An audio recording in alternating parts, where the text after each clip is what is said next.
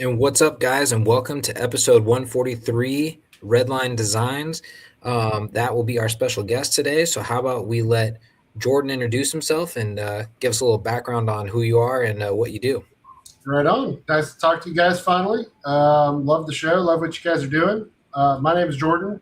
I live in South Alabama and I run Redline Designs. And primarily what I do is these 3D printed G bodies over here, Project IJ bodies. That's pretty much our bread and butter. That's what we do. It's a full time gig now for us.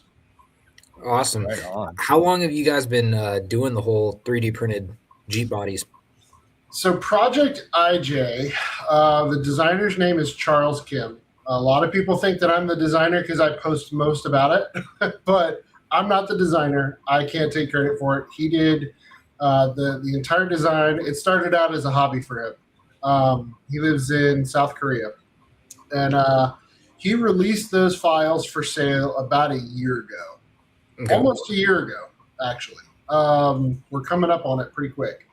And before he released those files, I'm from the full size off road world. So I've got a TJ. That is actually a replica of it right there that Charles himself made.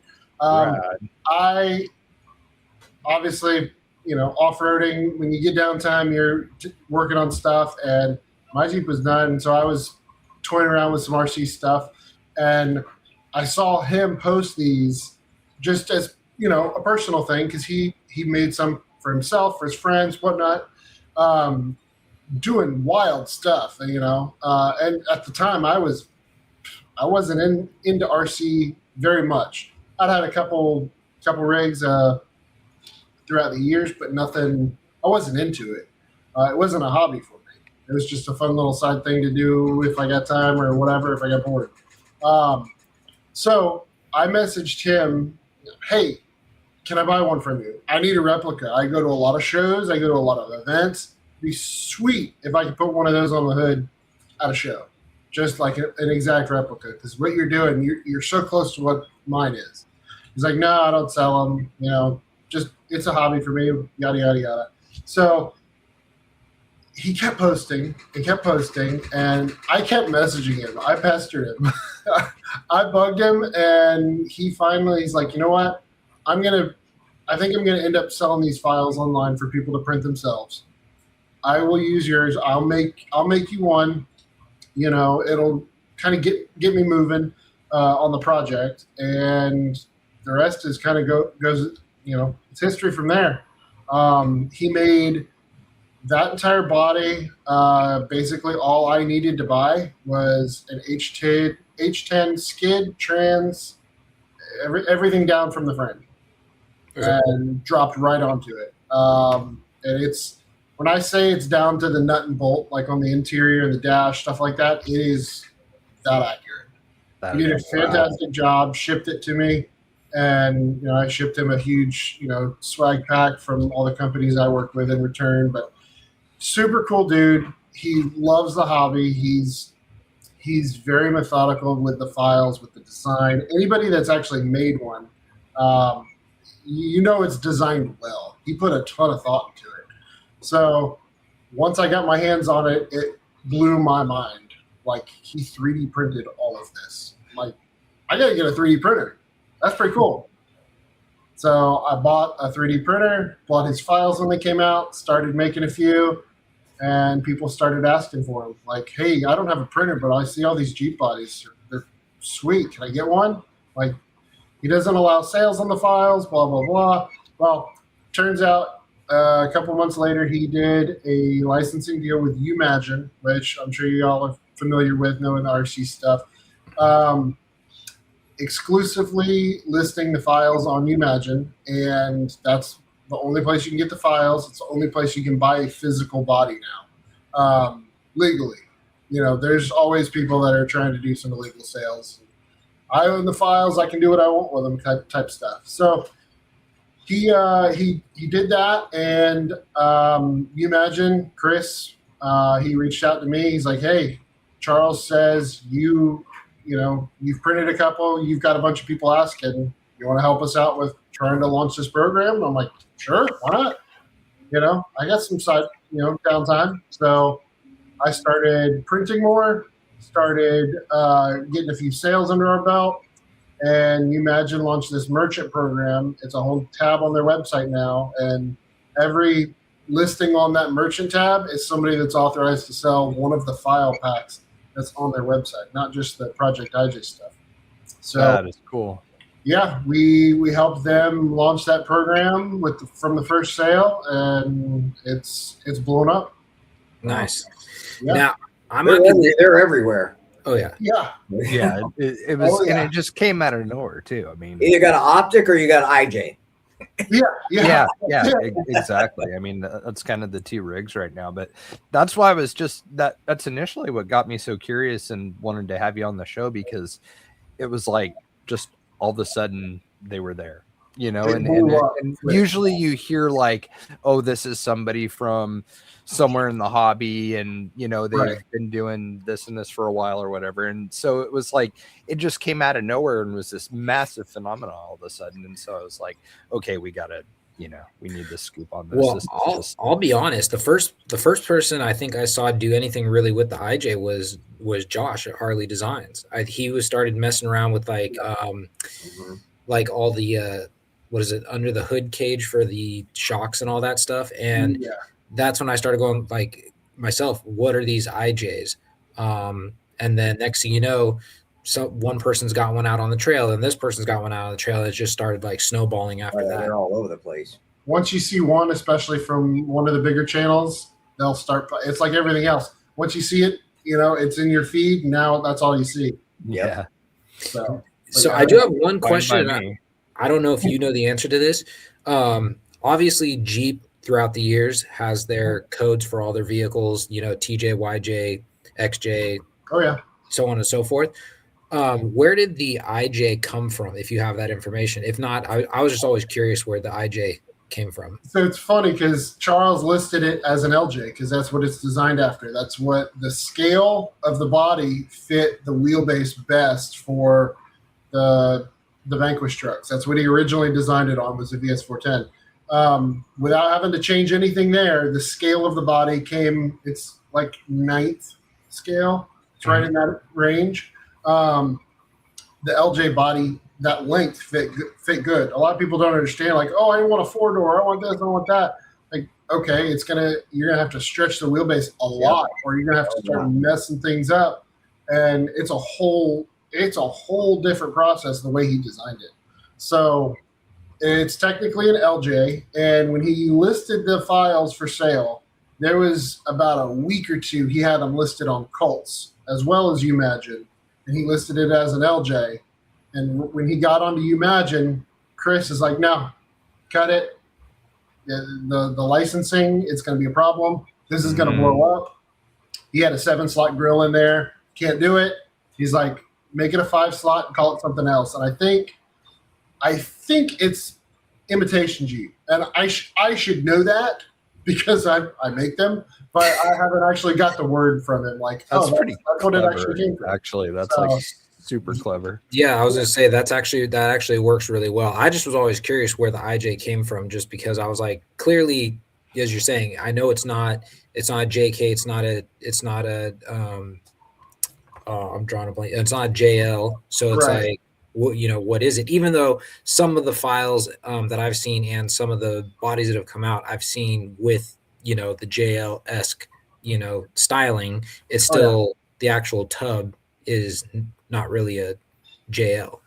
Right. And there's some things that you can change on there that are just like this different it's going to allow it to be sold. There's some people out there, the 7-slot grills, you can't sell them, but you can give them away. So there's people out there that have files for that. Right. The interior's completely different, but the rest of it's pretty accurate. That's pretty cool. Yeah. Now it's basically just kind of like the Vanquish H10 that I did on the Element platform. It's basically just you bolt your skid and your links and shocks to it, right? And that's the way it's constructed, or Not quite. So Okay. the body is quite a few different pieces. When you download the files for the instructions, there's like 100+ files. of parts to Whoa! print. Wow! They are extensive. I think the print time's hella. What's the print time? I mean, for everybody, it's different. I just give a roundabout. Like a hood for me takes like 8 to 12 hours at the quality and the settings that I have. The Like main complete body, yeah, the main body pieces is like, another 18 to 24 hours, depending on what I've got going on. So you got easily like 2 or 3 days of printing. Wow. And depending on how many printers you have, I've got one here running. But yeah, I mean, if you're running on a one printer, and you're doing everything in one color, lower quality settings, less infill, less walls, makes it a lot faster. You can knock one out a lot faster in a day or two. But multiple nozzles, swapping those out for the detail parts, it's expensive. Once you actually put your hands on one and see how many parts there are, you really appreciate it, especially after you build one. You realize like how much design went into it. Oh yeah. So did he do a manual or anything like that, or like when? Oh, really? Okay. Yeah. Wow. So when you download the files on Umagine, there is a tab that says files right on it, and there's a PDF for almost all of the basic body for one, but then all the other kits that upgrade stuff that comes with it. He's got a pretty detailed manual on each one. That what is hardware rad. it includes, but he's got chassis. The bodies. This is the wild part. The bodies don't change. The bodies don't change at all, and you can mount that body on all of the different platforms. Only thing that changes are the mounting kits for the truck itself. So if I have a VRD and a VS410 side by side, they have different mounting kits on them. I can take that body and put it right onto the next one. That's pretty cool. So the mounting kits, I'm assuming, then are specific to the skid and then where the links mount. Yeah, so it mounts up to the bottom of the body. That part is relatively the same, but obviously the main 2 points are the skids, one on each side of the frame. Mm-hmm. So the mounting points on that frame are different. The cross members that go in the front and the back to mount the bumpers. Oh, right. He's got a battery tray in the front inside under the hood.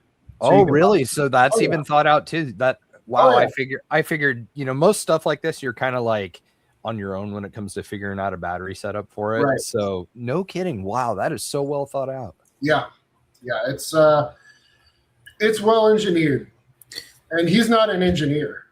He doesn't do he's not in engineering at all. It is insane smart. The amount of talented people that can do 3D drawing that just hey, I'm going to start doing this. I mean, it's mind blowing. Wow.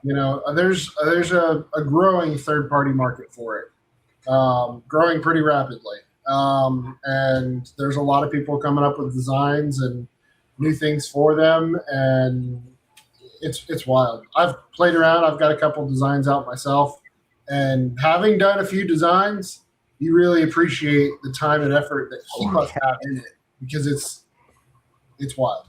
I have very rudimentary CAD skills. My son's like super fluent because he designs all of our hard parts and stuff. But so for me, like knowing what it takes, I'm just absolutely fascinated by the stuff that comes out that's the quality like this and Night Customs, and then the amount of people too that are doing panel kits for like the H10s, for example.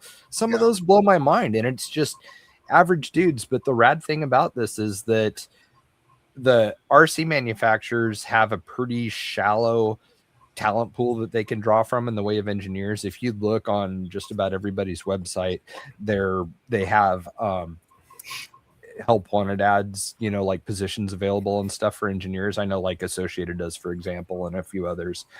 But those people that are going to fill those positions aren't necessarily RC people, and so you're going to get, and this is something we've talked about on the show previously, is like you get inaccurate details. Like, for example, ProLion had released a couple like older FJ bodies, and there was just some things that were really wrong, like the steering wheel sticking straight up and like, almost as tall as a window frame, and just some weird things like that. But what's amazing is like the people that are taking it upon themselves, like with the IJ project and the H10 panels are average dudes that are just so stoked on the hobby that they're learning to do all this themselves so they can make what they want, that they're visioning in their mind. And the stuff that they're cranking out is more detailed and has more heart in it than a lot of what the manufacturers are releasing. And it's just mind blowing what people are doing right now. And it's just,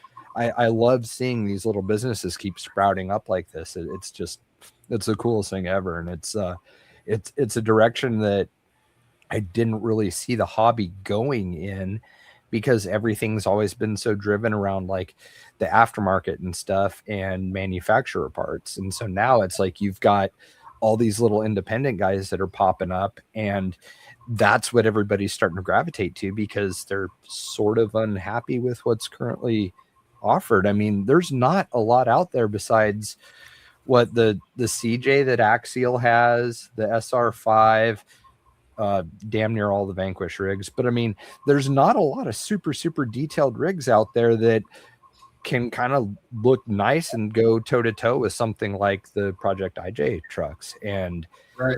it seeing this stuff come from people that really care and how accurate it is, it's like the manufacturers, I think, are going to have to start taking notice of this and maybe subcontracting out to some of them. I mean, it's Knight Customs has done that with several different, he's done it with Horizon, he's done it with Proline, he's done it with Element.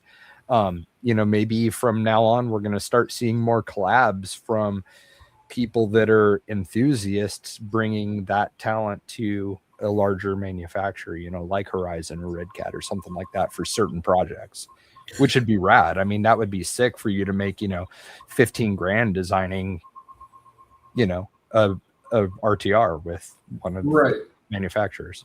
It's pretty wild, because I mean, I'm relatively new to the hobby, but just seeing the changes in like the last year or two specifically, like you give somebody that is real passionate about this hobby the ability to manufacture something, 3D printers,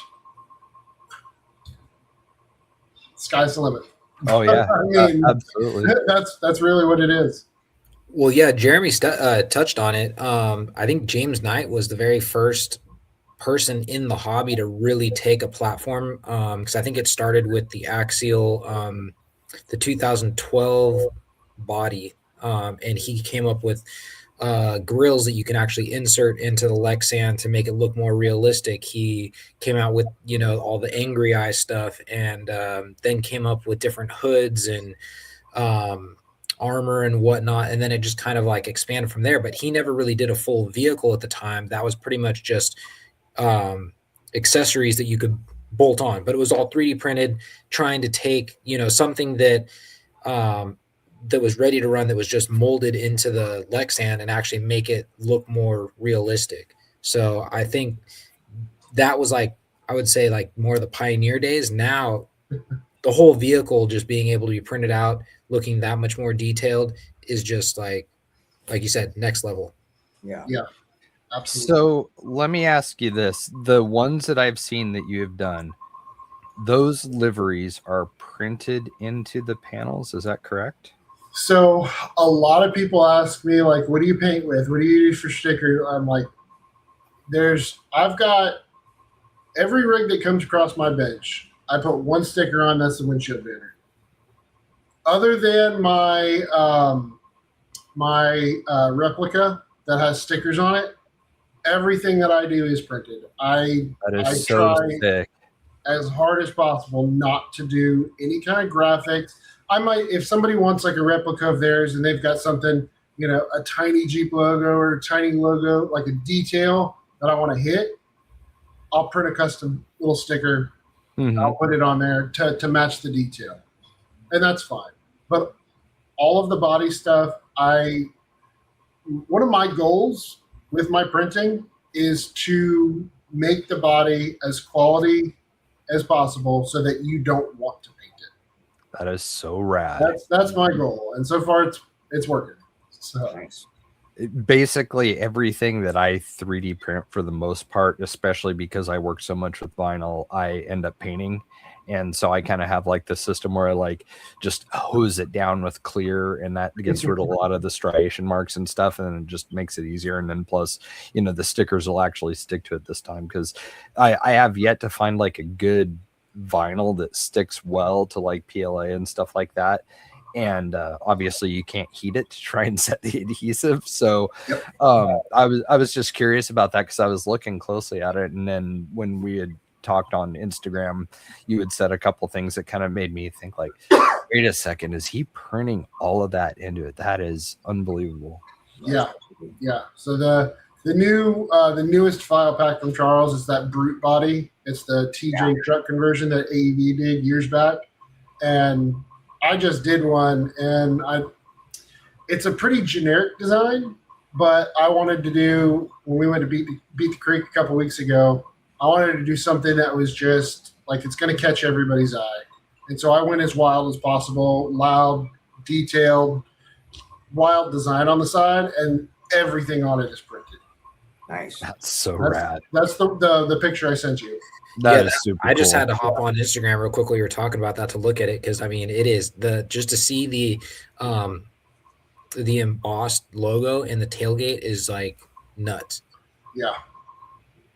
It's wild. I mean, I've seen a few like kind of basic ones. I'm not trying to be mean to anybody, but like on the Vanquish H10 page, I'm on there a lot, just paying attention to what people do and stuff. And like, I've seen some graphics that are like, okay looking, and like some Ivan Stewart looking Toyota liveries and stuff, but I hadn't seen anything with quite as much detail as what you've done. And so that's why it's just like, man, is he painting these? Like, I think it's my son prints scales for Victorinox Swiss Army knives, and he does different graphics on them too, in multicolors. He has a couple of Bamboo X1 carbons that he uses.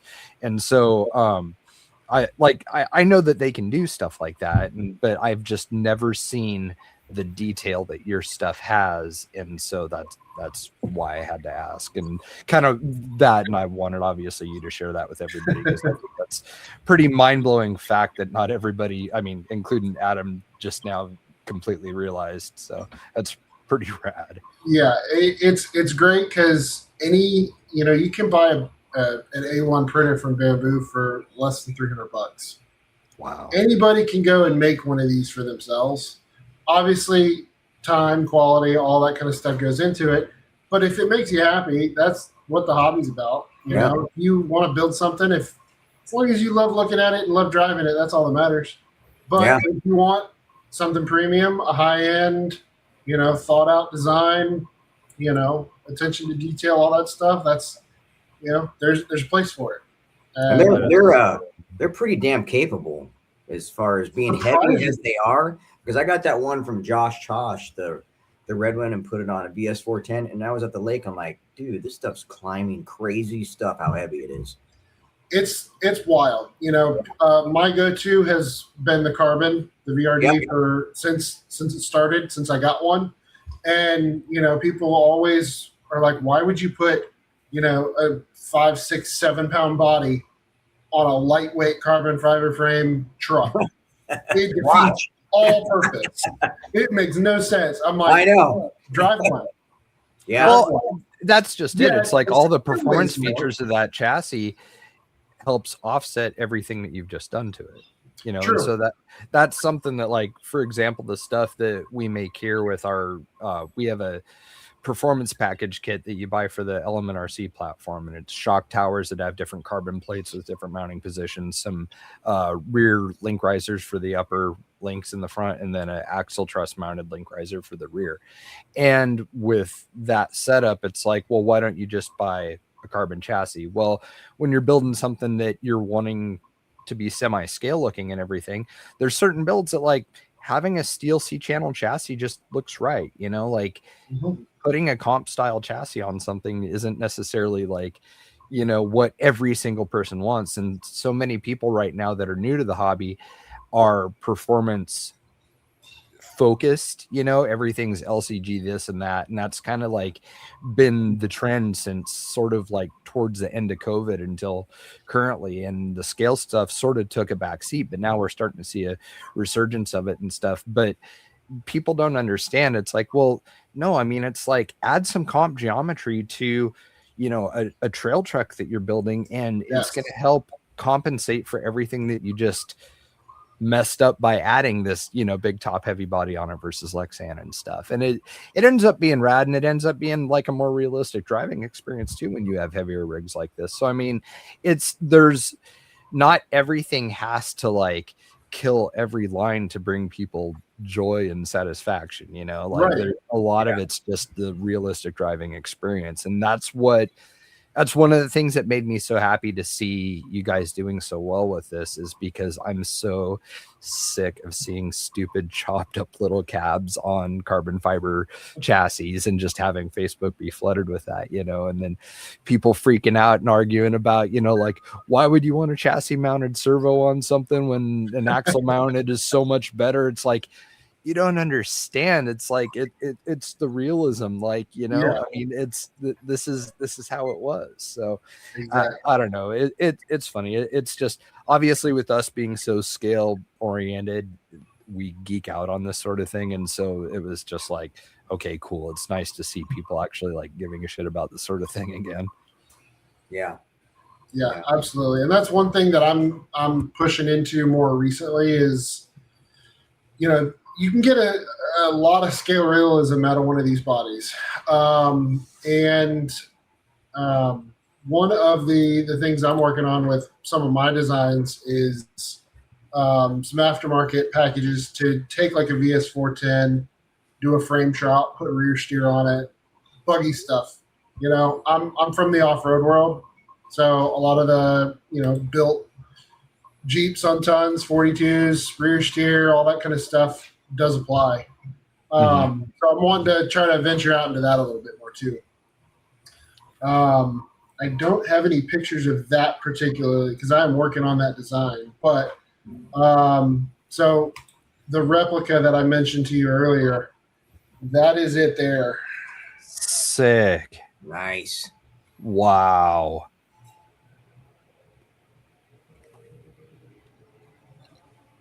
So it's what he did, and sent it to me for nothing. I mean, he's a genuinely good person. I've known him for a while now, and he is a genuinely good person because he sent me this truck for nothing. After pestering him for as long as I did. So I owe a lot to him. So, but he did a fantastic job on the designs. God, the body armor, everything. I mean, it's so detailed. Yeah, absolutely. So this was our most recent build that we did. This one sold yesterday, actually. So mostly of what I do is custom order. So if they reach out, they say, hey, I want this, that, the other, and we put it all together, and they go on our schedule. And every 5 orders up to now, I've done like an exclusive, like, hey, I design it, I put it up for sale, ships immediately. And this is our we serialize every build, and this one is 95. So this one shipped out today. So now, just to kind of like give any of the listeners, an option if they wanted to go on and get a hold of you to get one of these, do they just hit up your DM on Instagram, or do you actually have like some more formal like order form? So majority of the customers that I have come from Facebook. Okay. That's probably 80% of my customer base is all from Facebook. They reach out to me on Instagram or Facebook and Messenger. We talk about what they want. A lot of times I'll try to call them so we can actually talk to show them it's like he's not the sketchy guy on Facebook trying to pull something. And, I'll get them on my schedule. I'll get everything priced out. Once we come to an agreement, I know exactly what they want. They put the order in on Umagine. So with the licensing for the files, the physical products have to be sold through the Imagine Merchant program. Oh, And so it's an exclusive thing. It's the only place you can buy a licensed body. If you're buying it from Joe Blow on Marketplace that says he makes them for people, he is breaching the contract that he bought into when he bought the files. So we fight that on a daily basis. But I won't harp on that. no, you know what? I want you to, because we're actually I want to touch on RC four-wheel drive's trailing arms later in the episode too. So yeah, no, absolutely. That's kind of one of the topics that we wanted to talk about, is just, you know, licensing and IP and some things like that. Absolutely. So basically, when the customer purchases the file on Imagine or purchases the body on Imagine from me, it includes one of two things. It includes all of the files that your body has on it, or it includes a printing license, which doesn't access you to the files, but it allows me to print you the files and you have access to the manuals for how to put your car together once you get it. So you can do one of the two. You can spend $100 or so on the files. You know, those add up fast. Sure. So you can do that. If you don't have any need for the files, you don't have a printer, you have no desire, you don't think you're going to want another body, you can do a printing license. It's like $33. So on top of the body, it's $33, and you know, access to any of the files that Charles makes. So it's a pretty sweet deal. But yeah, that's the order has to be put in through there. So for that reason, I don't have a dedicated website. Okay. Because it's a confusing process to somebody that doesn't know what Imagine is, doesn't know how any of that works. That's kind of from the outside. And so throwing a website into the mix saying, hey, here's all these options, now go to this website and send me a message on this. It's right. Yeah. That's Josh. I did that with Josh Chosh. I was totally confused. Totally. Yeah. I'm like, where am I going? yeah.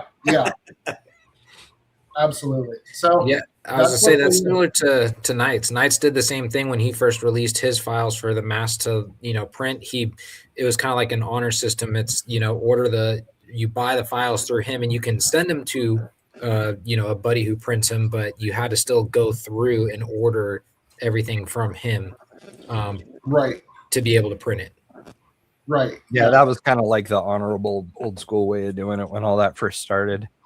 I think before he started jumping onto like My Manufactory and having like authorized printers and stuff like that. But yeah, like somebody would be like, hey, can you print this for me? And be like, yeah, go buy the file and email it to me. And then that way it kind of assured that somebody actually went and did it. It's IP theft. I mean, people don't realize it. They think it's just ignorance. They don't know. They don't realize. Like, you go ahead and put in thousands of hours designing something, list it for sale, and see what happens when that person makes tenfold on what you're making, because he's able to sell. He bought one pack of files and sells them, you know, for a profit. It doesn't feel good, you know. No, it not at all. So no, actually, I mean, since we're on the subject, I'll show you guys here. Let's see, I got to tell you a story too, Jordan. I got a story. Yeah. So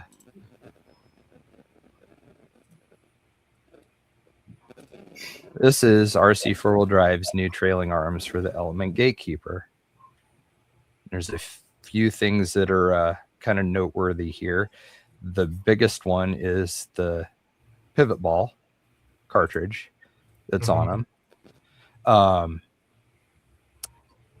That is our design. So let me switch back here really quick.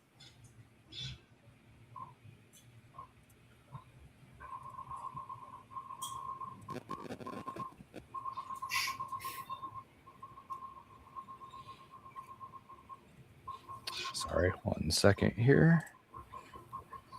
I forget that you have to hit stop screen every time.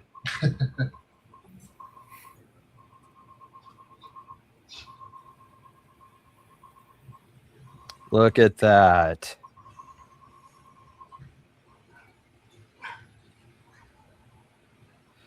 One of the things that they did though is they didn't bother to recess for a cap head. They just did a button head over it because it's like one less machine step that's like cheaper. But anyways, long story short, nobody's ever done these pivot ball cartridges before. Most trailing arms you see people do have a rod end in them, or there was a few that Vanquish has done that were super nice where they had a pivot ball here and then an adjustable slide that kind of applied pressure on it, and you could there was a set screw on it, and so as it started to wear and stuff, you could tighten them up, which is a really, really smart design.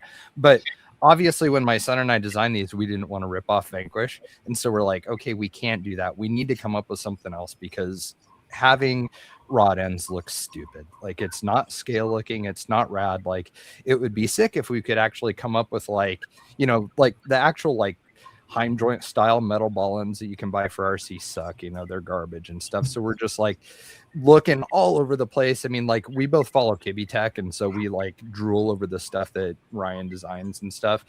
And one of the things that we noticed on a set of his upper control arms was this ball joint cartridge that had like a collar and everything that goes over it, and it was just replaceable. And we thought, well, let's come up with that for our trailing arms. Like, that would be perfect. And you know, you can have it sitting on the inside where the nut captures and stuff are, so that on the side that's visible, you end up having, you know, like a nice looking, somewhat scale surface by the time you get your hardware and everything in it. So this was like our baby. They cost us just shy of $55 to have made here in the US. They were machined in Montana. And at the time we thought, you know, this was something that was important to people, having products made in the US. And so this was right about COVID time that we introduced this, which was sort of like the boom for all things RC right now. You know, it's you guys with what you're doing with Project IJ and Redline Designs, you're coming into the hobby in not the greatest financial time, especially for not just manufacturers, but a lot of like smaller businesses, and a lot of hobby shops too are closing up. So like it's not a good economic landscape right now in the RC industry. And these did really, really well, and A-Main had sold them and everything like that. And so we ended up discontinuing them because they were too expensive. A-Main needed 30%. And so by the time we were done, you know, they retailed at $100 and cost us $55. By the time you have A-Main's 30%, that doesn't leave us with much. And so we discontinued them, and people never really understood why, but it's because, I mean, like, we were selling a lot at first, and then it was down to like a couple sets a month that we would sell to A-Main. And with these, it's our minimums was like, I think it was either 50 pairs or 100 pairs, but still, it's like, if it was 100 pairs, that's still like, you know, what, $5,000 to have tied up sitting on a shelf, and you only sell 2 or 3 a month. It just doesn't make sense. And that's why parts get discontinued, models get discontinued. Like, there's this whole like side of this that the average consumer never sees when it comes to end of lifing a product. And so we had just kind of like parked that with these, and we're thinking like, all right, well, maybe we get them made in China by like RJX or one of those manufacturers at some point, since nobody seems to care that it was made in the US, and everybody kind of, you know, it was hard for a lot of people to stomach $100 for a pair of trailing arms. So I just get up one morning and had seen, get back to the screen, the RC 4-wheel drive ones, and I was just like, no way. I mean, they full on copied our pivot ball cartridge, all of it. Like, the only nice thing that I like about this is they didn't do a good job and do nut captures on the other side, so that's super cheesy. I don't know why you have no material above the lower shock mount bolts. That doesn't make a lot of sense. Instead, they have all this material hanging down underneath that would get caught on rocks. But this comes back to what I was saying with enthusiasts designing stuff in the hobby, because, for example, like, you know, we took a lot of pride in the fit and finish. So like dumb little stuff like countersinking things and recessed nut captures and stuff, that was important to us. you can see where somebody ripped off our design that isn't an enthusiast. And I don't know if they sub these out to somebody overseas in China, or if Tom or somebody at RC 4-wheel drive decided to come up with these monstrosities themselves. But it's just, you can tell that it was done by someone with no idea what they were doing. Like they didn't have the creativity to come up with their own design for the captures, and they stole ours, and then didn't know enough about designing parts to begin with, to where they put the bulk of the material underneath where the mounting points are, to where it hangs even lower and lessens your clearance. So this is one of those things where it's just a bad design that is made by a company with bad business practices. And we try and avoid slamming people on here, but here's the thing. We covered when RC 4-wheel drive had done the mystery boxes, and we're including like 2 sets of ribbed sand front tires and stuff, and getting rid of just all this like excess inventory that they couldn't sell. And like, people would get a mystery box and they would have 2 pairs of front sand tires, which does them absolutely no good whatsoever. And they made the mistake of sending one of these to, was it Josh or Matt, or was it both? Didn't both of them order one of the mystery boxes? And It they might have did. been both. Yeah. So anyways, like, RC 4-wheel drive doesn't have a great track record when it comes to doing shady stuff to social media personalities. Like, that was a pretty big black eye for them when all of that happened, because obviously everybody watches, you know, Scale News Update, and everybody watches Scale Builders Guild. So with these, had they reached out to us and done like the decent thing and said, you know, hey, we noticed this is something you guys used to make, you don't anymore, would you be interested in like either selling or trading for the CAD file or something like that? You know, that's kind of like the honorable way that I would expect somebody to approach something like this, especially when it's another American manufacturer, you know, in the same RC industry. And the fact, you know, like, if they wanted the pivot wall cartridge, we probably would have been like, yeah, sure, you know what, just kick over a couple of kits or something and it's yours. You know, we would have worked something out with them. But instead, they went this route and deal with all the bad press and the fallout because of it. And, you know, they did it with SBG, they did it with Josh at Harley Designs, and now they ripped off the design of a podcast host. So I feel like they should probably make better decisions, because you don't want people with any sort of mouthpiece to be able to broadcast these shitty things that you do.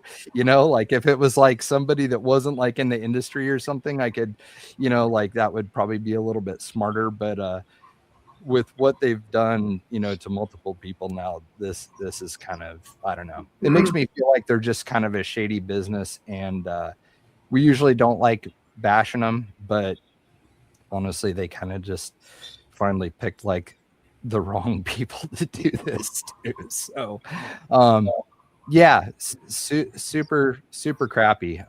We had about 3,000 views on the post on our Instagram, and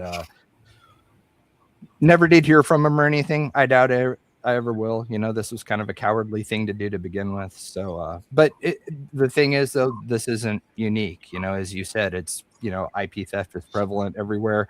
Had we been a larger business that could have afforded to have a patent attorney and done it properly and had our design patented, that would have been great. But we're not. You know, we're little. It's a, you know, family run business, my son and myself, and you know, it took a lot of work to produce those trailing arms, and we put a lot of labor and love into it. And it was weird to see a manufacturer that sponsors so many events and stuff like that, and, you know, quote unquote, cares and supports the community, pull something like this from such a somewhat known community member. So I thought that was kind of interesting, which that will take us into, one second here. Well, hold on a second. I think, Yeah. Yulia, did you want to touch on a story that, because you mentioned you have a story? sorry. Oh, it's I don't know. To me, it's sad, but So I got this Jeep from Josh Tosh. I posted it up. My buddy down the street comes down, and he's looking at it. He's like, God, look at the print on that. How the hell to get this? So he goes out and buy a printer. This guy was a great friend of mine. All he did was print. He just print and gave me stuff. So for 2 weeks, he printed a hood and brought one down like every 3 days to compare it. So he finally got it close, and he printed this body for me, the black. It's called black, and so I started putting it together, and so I did a whole Jaws theme on it, and I started sending him pictures, and I'm like, because he lives down the street from me, dude, why are you not responding to me? And he passed away in his sleep. Oh, That's super. I'll never get rid of this thing. yeah. I'm sorry to hear that. Yeah, super cool guy too. So just want to tell a story about this one. Yeah. Wow. Sorry about that. Yeah, it was shocking. I drove around the corner. All these cops were there, and I'm like, "What the hell's going on?" And his girlfriend came out. Goes, "I'm so sorry. He died in his sleep. He thought he was sleeping." I'm like, "Holy shit!" 47 years old. Wow. It's Yeah. younger than me. But for 2 weeks, he tried to print that hood and brought a hood down every 3 days. So he was proud when he got it. We got it to the standard of that. So I just want to give you kudos on your high standards. Well, I appreciate it. Yeah, Wow. Wow. yeah, it was shocking. So life is short. Yeah. Yep. So, Definitely. yeah. Well, let's not sure how to follow that up exactly. Yeah, I was gonna say, how do you transition from that? I just Body, you said you bought it from Josh? yes, this one, Okay, cool. Josh Tosh. Yep. As soon as he posted it, because I had a 85 Scrambler, and he posted Okay. this up, and it was dude, what do I need to get that thing? And so we went through the whole. You imagine? I'm like, dude, is this for real? Do I really have to do all this? He goes, yes, you do, dude. I don't know. And then I guess he contacted you or somebody because we were having problems with the thing. But yeah, that's I am super crazy how this thing performs. Dude, when I go film, I got like a GoPro hanging off the side, and I'm going up stuff like straight up and down. It's like, dude, for how heavy this thing is, it looks so real. And we came out with NorCal IJ Club after we all got. I got shirts done. Oh, nice. Yeah, and we started up a page. I don't know if you've seen a NorCal IJ. We started up a page just for the IJs. Oh, that's awesome. Yeah. Yeah. I work closely with Josh. We talk pretty often. Good dude, good quality. Oh yeah, super cool dude. He was like so responsive like that. I'm like, okay, cool. Yeah, absolutely. So let's there's something that I wanted to touch on, which is a new product here. This is something that we kind of normally go through and do, but so let's take a look at what's new at A-Main really quick here. The biggest thing that stands out in my mind is Proline's new RockTech tire weight system, which we'll talk about in a second here. Looks like Upgrade RC's had a couple new micro tires.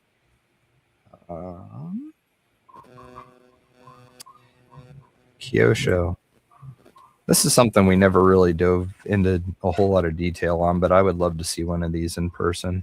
I saw one at Pure 4x4 First Friday. The A-Main guy was there, and he had one of those. Pretty cool looking. Super detailed. I love the Yeah. axle on it. That's fantastic. I mean, it's Kyosho. Of course, it's going to be super detailed and sick. I mean, they're right there with Tamiya when it comes to scale detail stuff. So, but anyways, no, let's go back to here. Remove stop screen. I really don't like that extra step of having to stop the screen share. The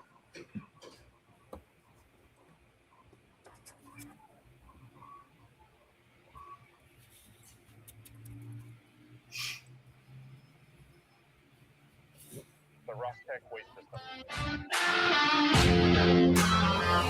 My God, that's loud. Sorry.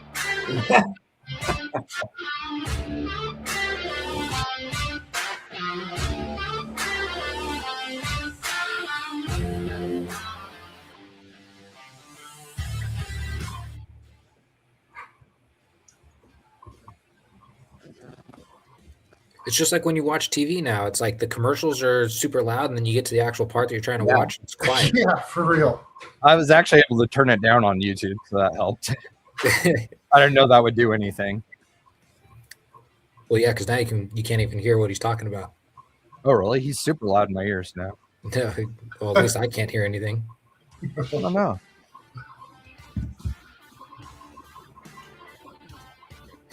But One thing I wonder is if you're go through water.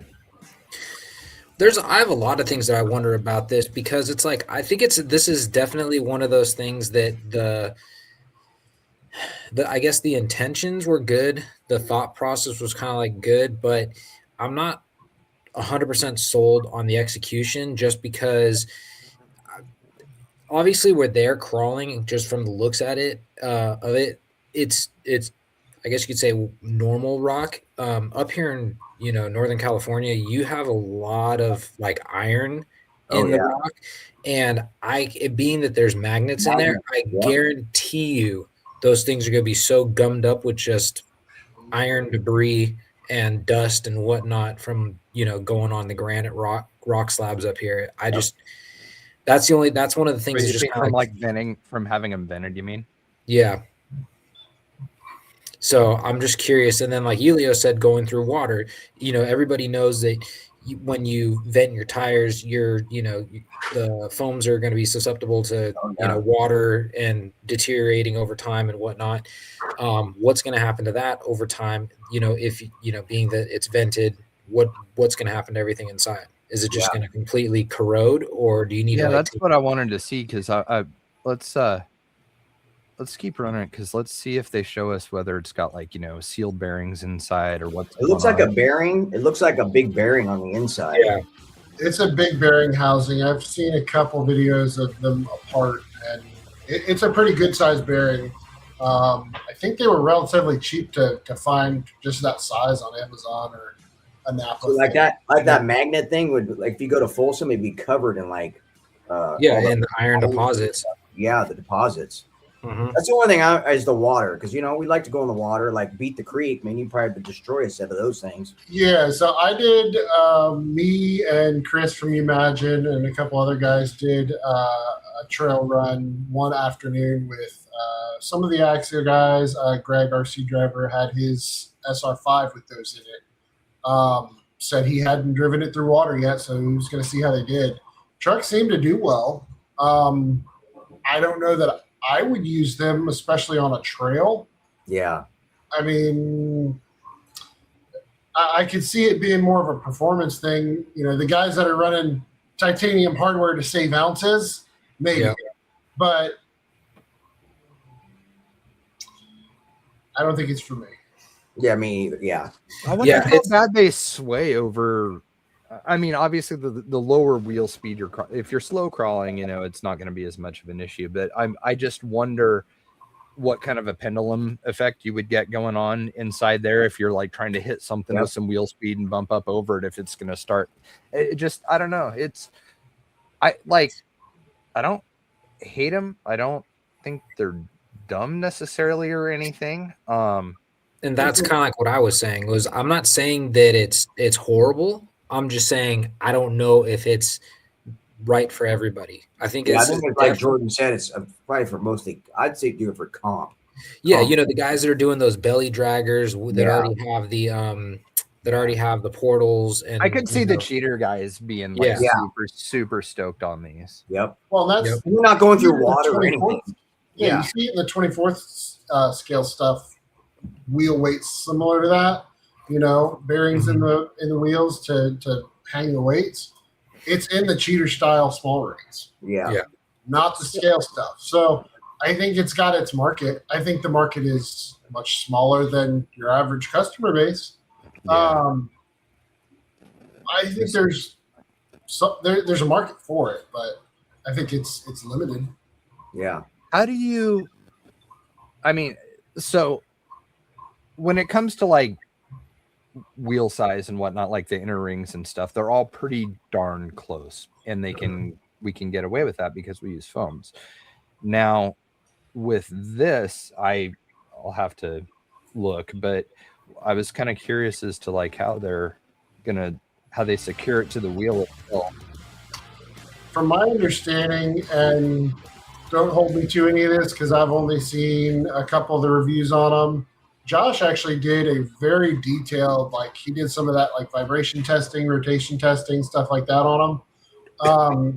They actually have design. He has a design I think he did for the H10 axle because it has a mounting bracket on the inner knuckle. Mhm. The outer for knuckle. the magnet. Holds the magnets on the outside. So he did a bracket for one of the axles. I think DSM did a bracket for another axle. Don't hold me to that, but he put out some good info on it. Some of the more technical stuff. And he actually ran them at Beat the Creek, I believe. So they were Yeah. locked there. So here they're locked. Well, that's definitely because the magnets are holding it where it needs to be. Right. Yeah. Yeah, I just wanted. I was kind of wanting to see with them actually, like staying parallel to the ground. I wonder if that's what they're gonna do now. I imagine if you're putting them in a rig that's going to see some wheel speed, they're going to start spinning. Yeah. You would think. I mean, or at the very least, some sort of pendulum effect. I mean, that's the weird thing with it. Which is also like if you're going, I guess that actually kind of answers that, question / problem is if you are, in a situation, let's say you're comping, you're trying to get through a gate and that thing starts a pendulum and it like swings you back to where the rig starts like tilting backwards or something, or screwing you up enough to where like you maybe bump reverse to try to not, and that cost you, is that outweigh the other, benefits of having it in the car? It's counterproductive to that right there in the video. Yep. Like, Okay, so you're is that trying to prevent the front end from lifting by spinning too much tire and going too fast, getting that momentum up. If you break those magnets free, it's going to spin it and throw you back over, which you don't want to do in the first place. Is that a stock car and then the car with it, or I would like to see it compared to like? Yeah, I think that's what they're doing. I think they're showing you that that's stock, and then this is with them in it, showing you that this is. I just want to see what they do unlocked. Dang it! They don't unlock. I don't think they're not. So you have okay. I see. So people keep them with the magnets on. They don't actually take the mag off. No. The reason why I'm asking is like we rock buggies, for example, and like other rock buggies, when guys fill them with water, obviously, the water is going to stay parallel to the ground all the time. And so that's why I was curious to see, okay, how similar is this going to be to having, like water or something in a rock buggy? So that's why I was. Yeah. Curious. I think it's just another way of, adding, like, Adding weight. I don't know, and adding weight. It's just you're marketing it to a different person who's going to look at it, from a performance standpoint. Now, when I was researching this is really interesting. There is an entire video on Proline ripping this design off from somebody. Well, Which so was really interesting. Like I've seen stuff like this before. Like hanger weights are nothing new, but there was a guy that like talked about this entire thing and patents and stuff like that. And so that was one of the reasons why I kind of felt like, especially with this being a new product, and then of course like the trailing arms, and then I was talking about like IP theft and whatnot and licensed printers. It all kind of falls into the same category, like sort of doing things the appropriate way. And so I was really curious when I saw that video. I wish I was smart enough to like put a link up to this in the edit or something so people could check it out maybe someday. But anyways, if anybody's curious, I don't know the whole story. I watched a few minutes of it. I just honestly didn't have the bandwidth to care about somebody else's problems at the time. But obviously my heart goes out to the dude because, you know, it happens. I mean, it happens in the one-to-one world. It happens everywhere. It's just, you know, it's usually, you know, seems like the Chinese companies that are doing it, but I've seen American companies copy like Kibitech's upper arm design and stuff, and like even like the pockets that were machined into it and stuff. So I mean, it's just, it happens. I mean, it sucks, but you know. Well, without knowing all the details too, you know. Yeah. There's two sides to every story, and then there's the truth. Yeah, exactly. I know, like, I know, like in our case, it's nice because it's like, you know, 7 years ago we, you know, had those trailing arms that we released. So obviously there's like a timeline of proof there, you know, in the marketplace and stuff. But, yeah, and we see it in the full size world too. Like, yeah, at the end of the day, there's only so many parts you can make for this thing. Right. You're bound to have the same idea as somebody else at some point. Mm-hmm.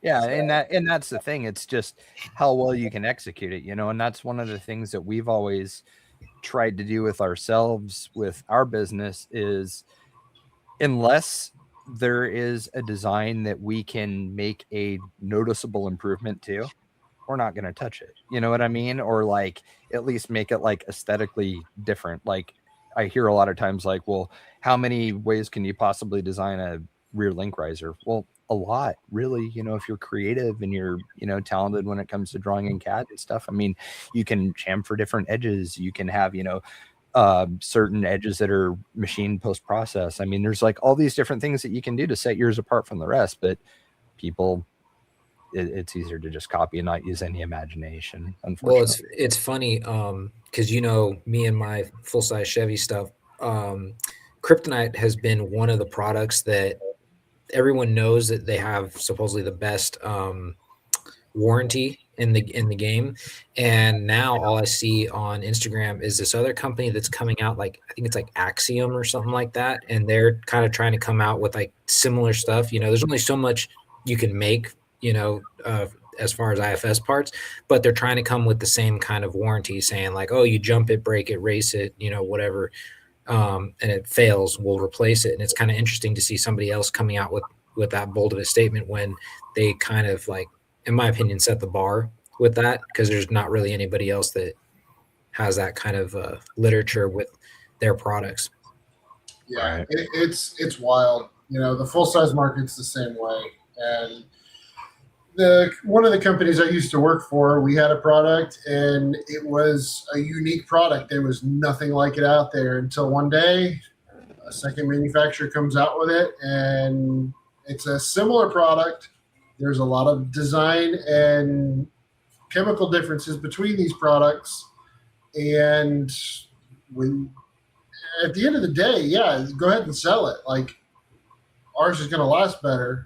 Yours is technically the knockoff, but Mm-hmm. you know, I'm not saying you don't have a market, because you do.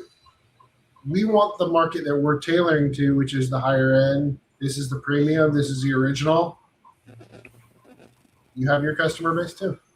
Yep.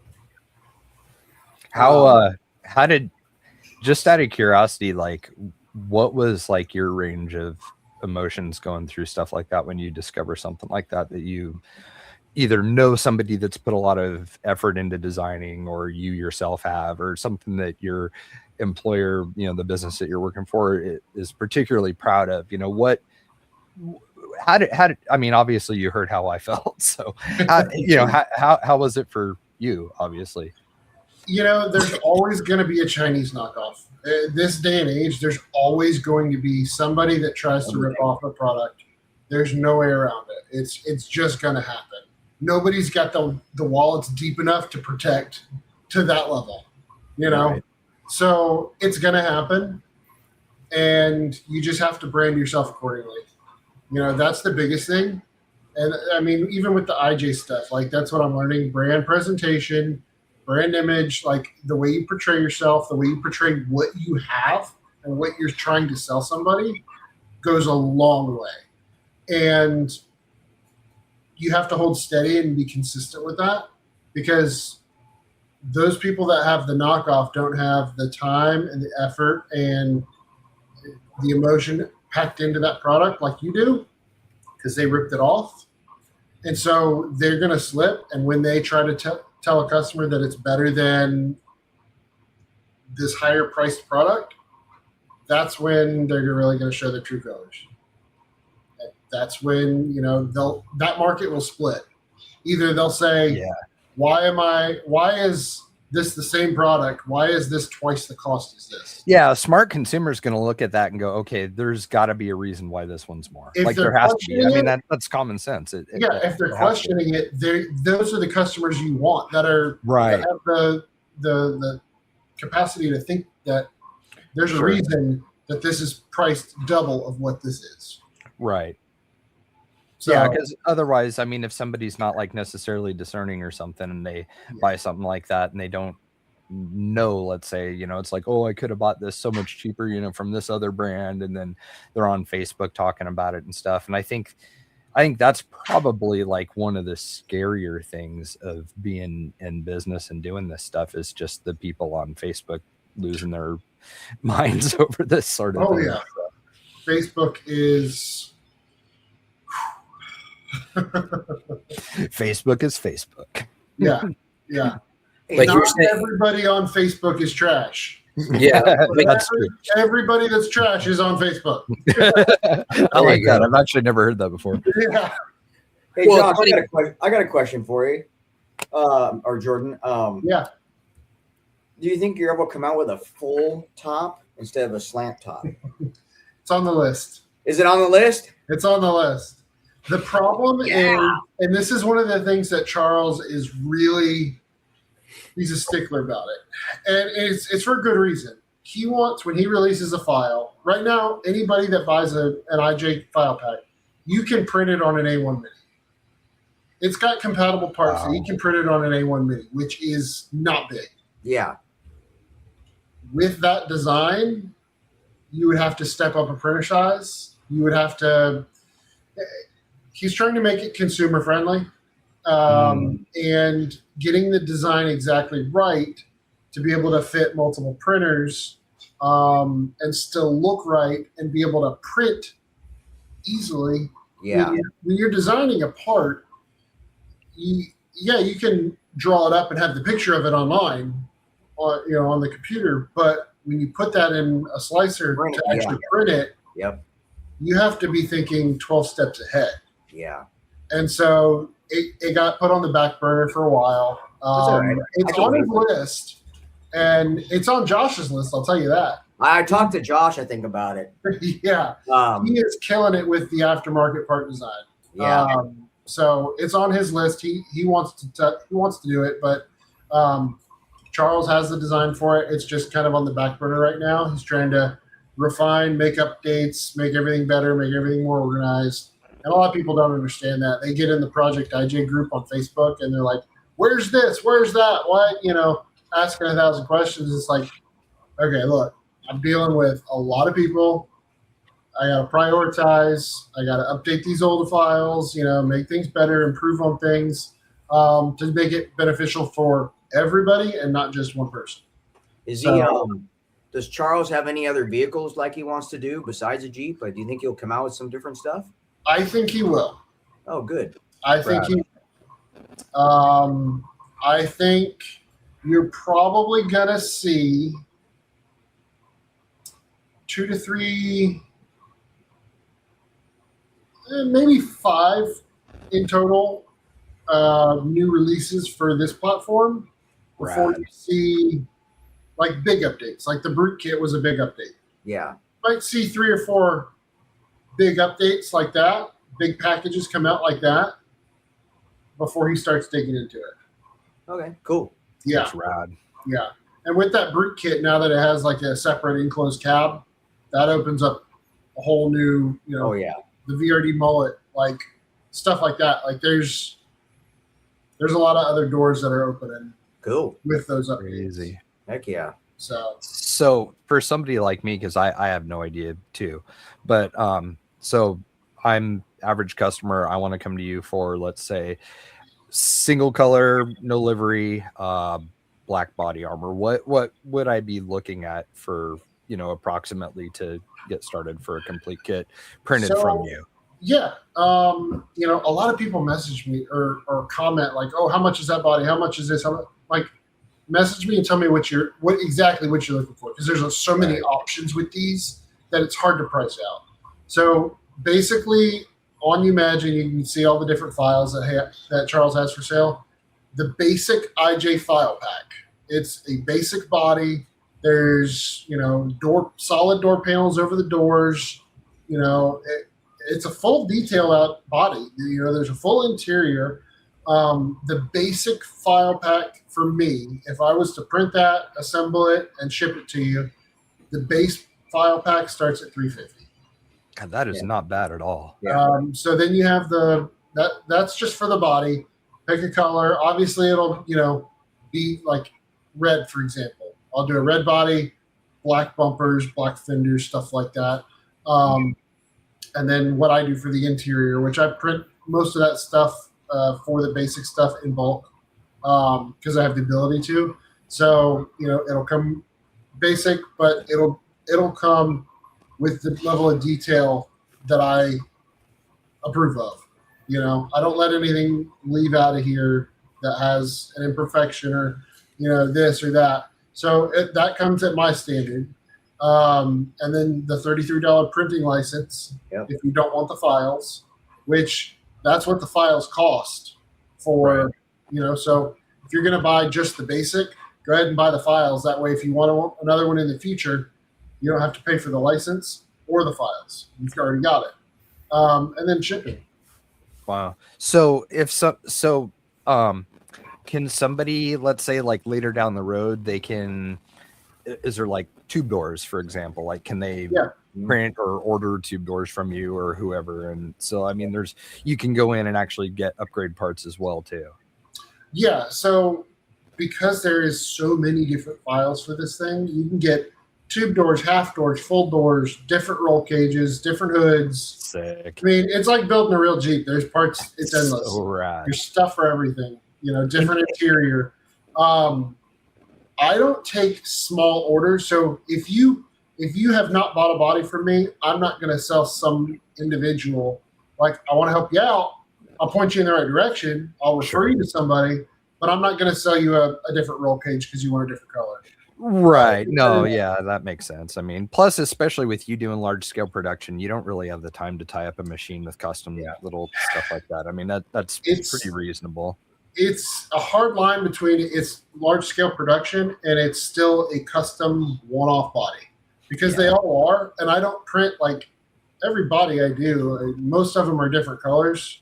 I might have a couple repeats that I go back to and back to and back to, but for the most part, they're individualized to that customer, what that customer wants. I guess parts that I do in bulk.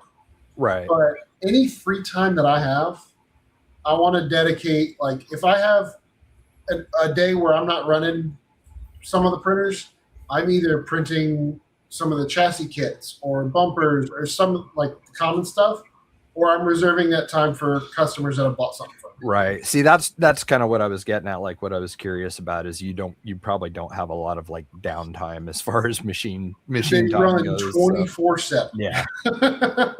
Yeah. And that's really kind of the same reason that we don't do custom stuff here where I'm at, as far as like liveries and things like that. Cause it doesn't make sense. It interrupts the workflow so much that and there's so much back and forth with the customer and everything else that in the end, it's just not worth, the $50 or whatever that somebody's going to pay at the very most for it. So, I mean, a lot of stuff like this, it's tough because you're fortunate because you can actually charge what it's worth, especially when you're doing a lot of custom stuff like that. But with me, something that I'm always fighting is it's like, well, why does a set of stickers cost that much? You know what I mean? So it's like, well, it's the time. Because I pay this. It's because it took me 12 hours to do sitting here. That's it's not that bad of a price either. That's pretty. I mean, when I got it, it was like, oh my god, this thing's beautiful. I didn't want to use it. Right. I mean, I remember when I got my first how 3D printing has come so far. I remember I got my first Ford body from it was a guy out of Hobbytown, and all the sanding and the fillers yeah. and oh my gosh, it was like a 2 weeks of prepping this body just to look correct. Yeah.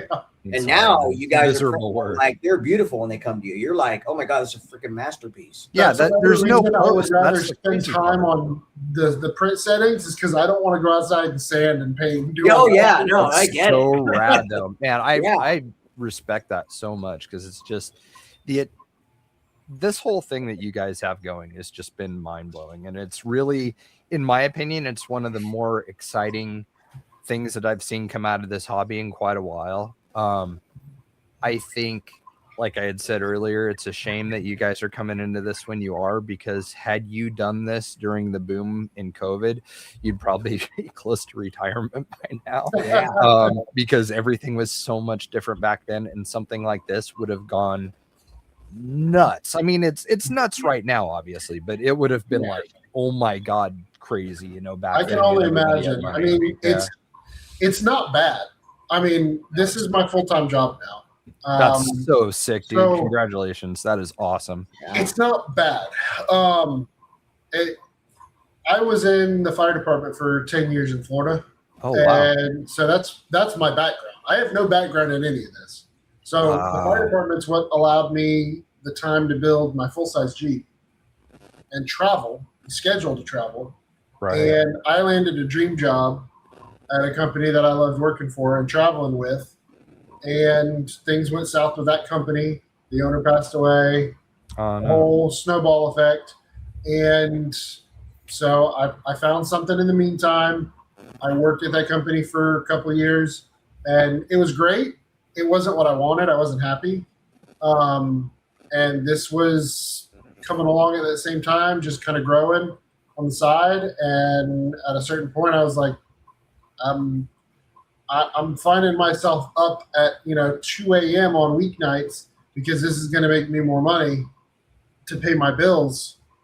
And it came out of necessity as well as Right. So it worked out really well, and I was able to leave my job full time. Dude, I am so happy for you because I know how scary that is. I mean, that is like that. None of this is easy. People don't understand it. Like, none of this is easy, and it's just you and I talked a little bit about my role with some of the other businesses and stuff. And one of the things that people don't understand is, for example, there is so many levels to all of this that people don't think about. And for example, like a manufacturer, let's say, they have a model that doesn't take off and they're going to discontinue it and they're going to get rid of it and blow it out, for example.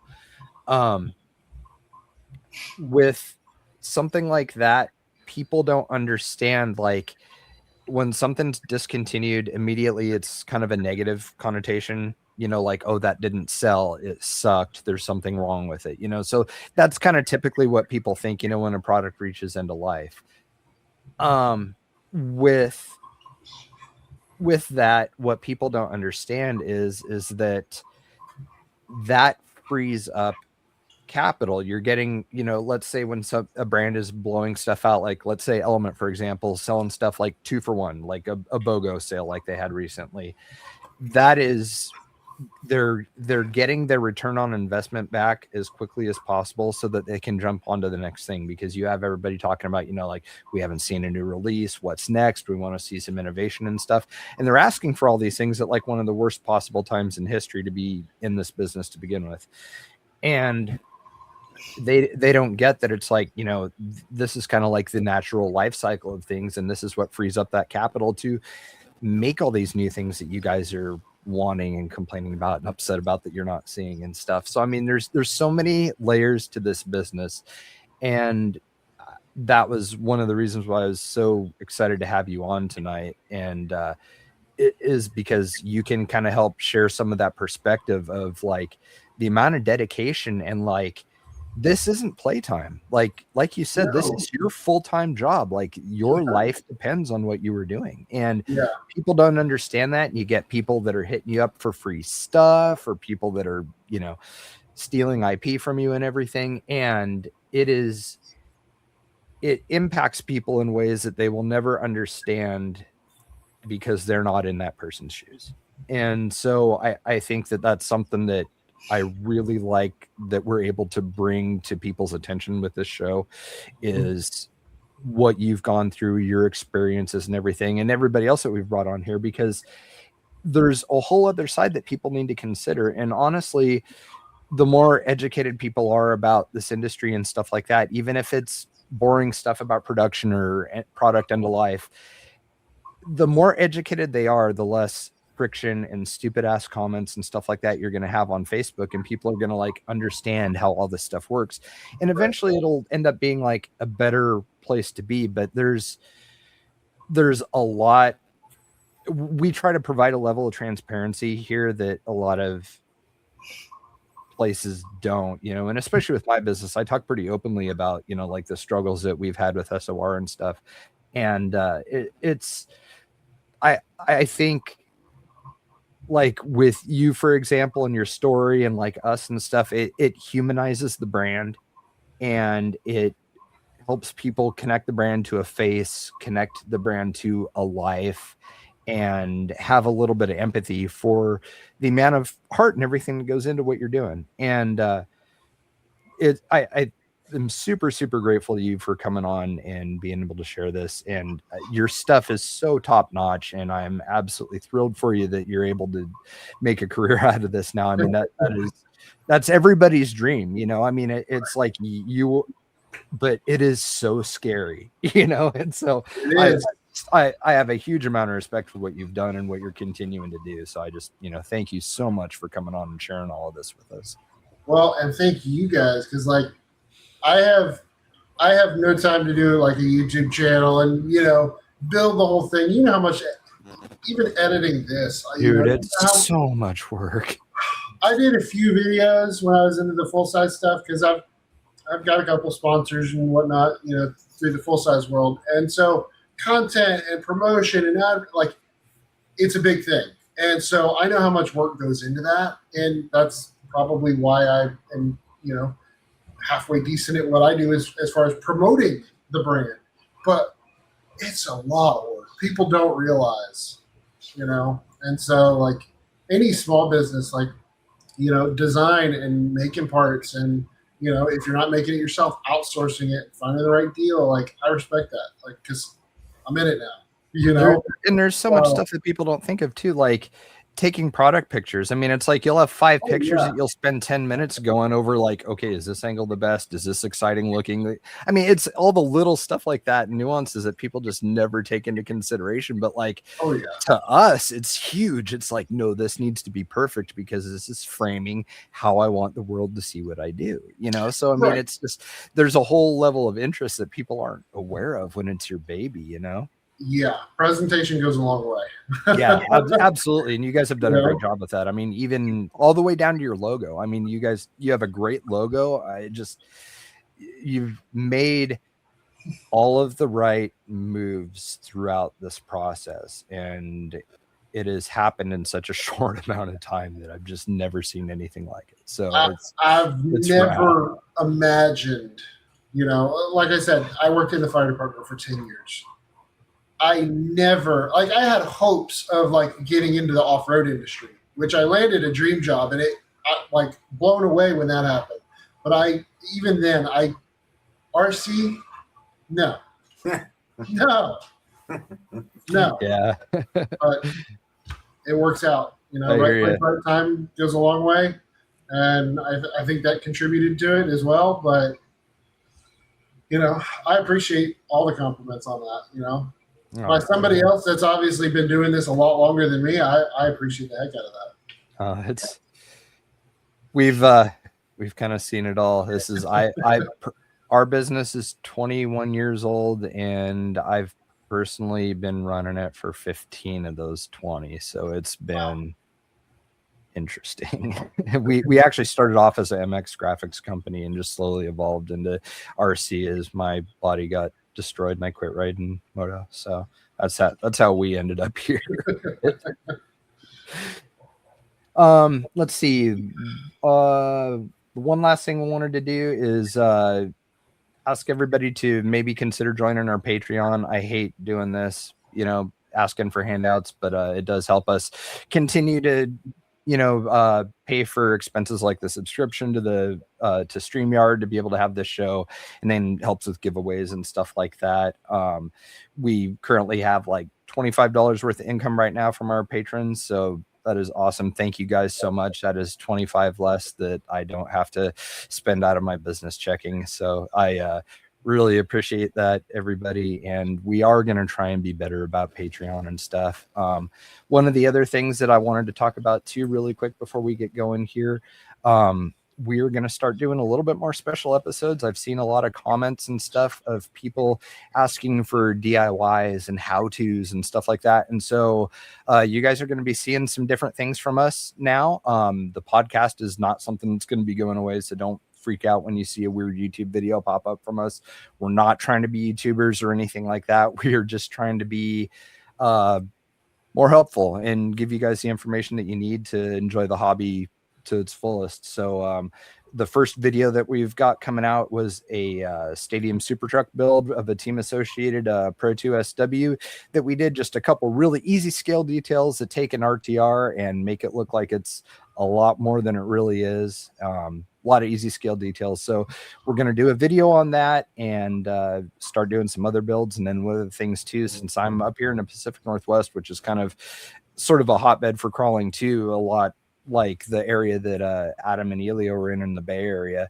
We're going to start having some guests here in the studio that we've made out in our shop and do some interviews and then build breakdowns and some things like that actually here at our place. And so that's some stuff that we're going to be sharing with everybody shortly. So we're going to try and just get more content out. We've been posting a lot more clips and stuff on our social media and everything from the different shows to try and like generate some interest. And our views have shot way up. Our followers have gone up.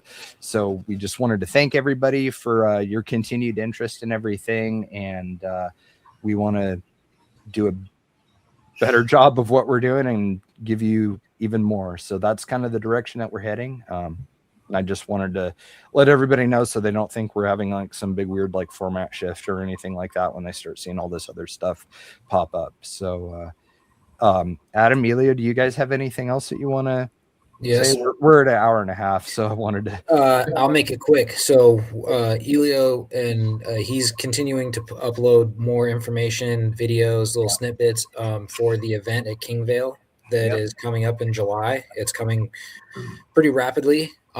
So stay on the lookout for that. We have discussed that we're pretty much one of the events we're going to do is probably going to be an IJ run. So we're going to try and get a lot of pictures and videos of that just because we think it's going to look really good with just everybody with all their different IJs out on the trail. It'll look like it'll almost like Easter Jeep Safari meets like, Rockstar Garage, where you just have all the rigs together. And I think in the show and shine too, we're gonna have best IJ. We're gonna have a trophy for that too. Rad. That'll probably be a huge class, I would imagine. Oh, dude, it's gonna be huge. That and optics. That and optics. Yeah. Yeah. So man, the optic is just the new Wraith, isn't it? Oh yeah. I tell you, I have one. All my rigs right now are Vanquish because that's pretty much every rig I have. Like a body goes on that rig, I test fit everything, move it. But I do have an optic. I built one specifically for Beat the Creek, and I built myself 3 rigs for Beat the Creek. I built a VRD, that VS410 in the picture I sent you, and an optic, a rear steer optic. And both my personal rigs sold. So all I had to drive was that optic, and man, that was fun.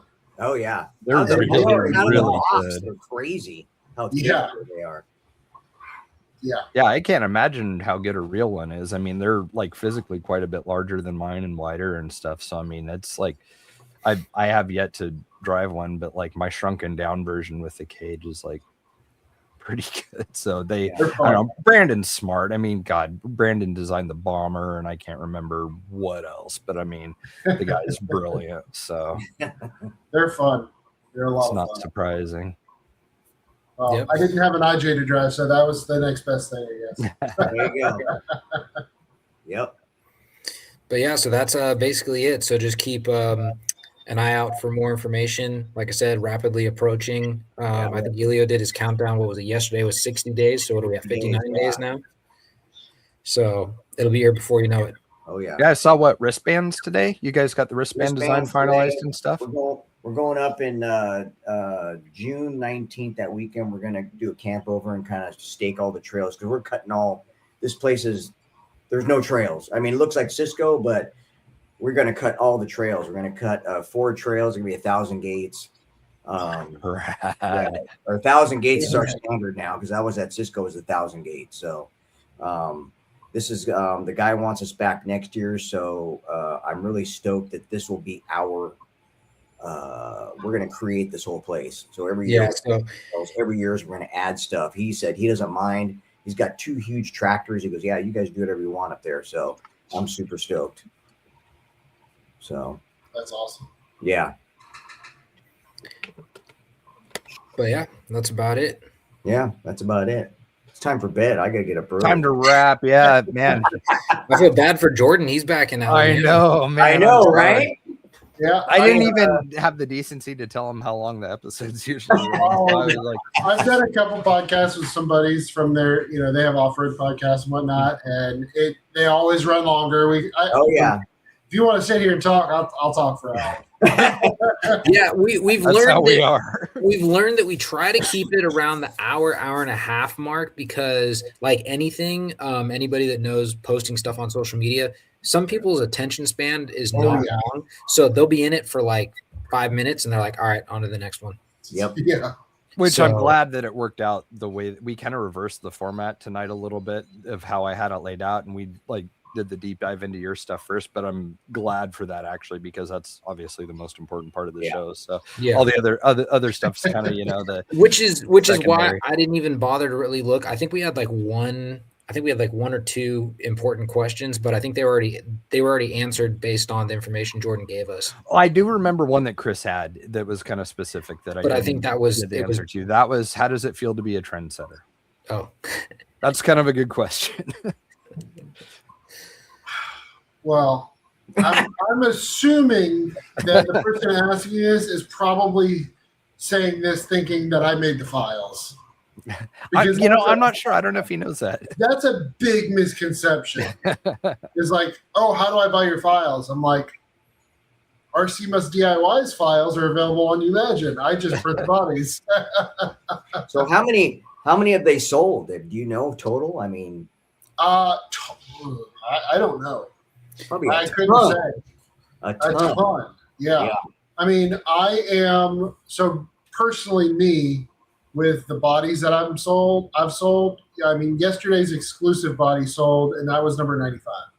Nice. So- Josh sells them too, right? Oh, absolutely. Yeah. What's he up to? He's selling, doing custom orders. He does a lot of he builds them, puts them in stock, and sells them. Oh, there you go.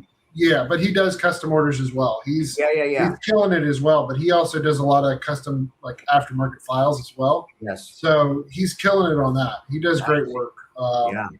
So yeah, I mean, I think the big misconception on Facebook and on social media, even in the Project IJ group, which is people that know what the files are, is that if you want an IJ, I'm the one to go to. Well, I am one of the ones to go to, but I'm not the only one.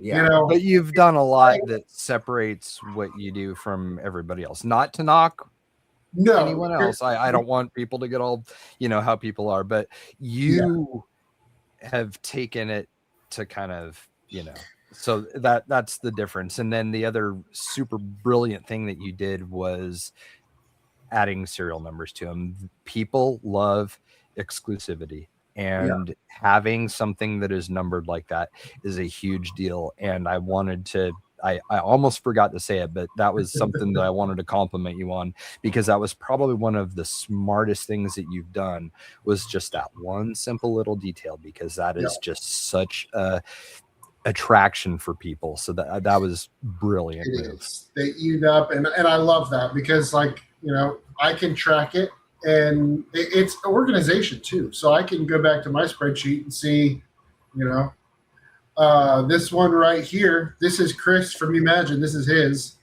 that we made for him. It's number 21. I brought it home with me from Beat the Creek. I know all the colors that I need. I'm going to refresh it for him. So it's an organizational thing too. Yeah. But people love it as well. So it's just something unique. It reminds me of like the 1-to-1 Starwood Jeeps, because they did the same thing. It's like a lot of people like the Starwood motor.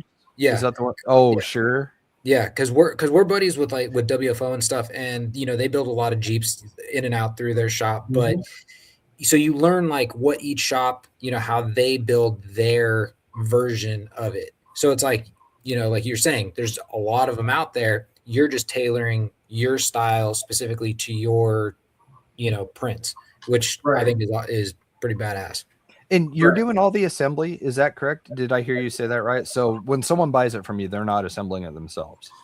I started when the first couple sales I did were kits, like here's all the parts, you know, put it together. It takes as much time to organize those parts and make sure you have every single item, because there is so many, than it does for me to put one together. That makes sense. Then you get all the phone calls. Oh, how do I put this together? How do I put that together? Or this doesn't fit, and that ends up being like every time 5 saver minutes. for you. And My personal standard for customer service would not allow for the amount of questions that I would be asked. right. That's smart. That is so smart. No, that's awesome. I didn't realize that. There you go, Jay. When you get me. Sometime soon here, hopefully. It's on the list now. I've got a solid axle late model 4Runner that I have to build, but aside from that might have to be the next thing, because those are pretty crazy looking. Yeah, so, they're fun. But all you need is enough people twisting your arm, you'll do it. Yeah. No, I got to be one of the cool kids now, man. Plus, I like Jeeps. I mean, it's like that's the thing. There was no good variety of bodies for Jeeps to go out there. You know, there's a 4-door JK or JL, and then, you know, from Axial, there's a couple of them, and that was really it. You know, unless you go down the route of back in the day, it was really popular to find the New Bright bodies, and people would take those and customize them. But then those, you know, blew up, and people were like just going and hoarding bodies and selling them for like 3 times what they're worth. And $150 for a body. Yeah, absolutely. Yeah, kind of crazy. So. Well, should we wrap, guys? Yep. All right. Pillow talk. All right. Well, it'll play the outro. If you want to hang on for just a second after it's done, we'll go over a couple things. But anyways, everybody, thank you for tuning in. We appreciate you listening. Thank you, Jordan, for all of your time and everything, and explaining to us all the details of what you do. It was fascinating story. And thank you, Adam and Elio, obviously, for doing this. And we will catch you guys later.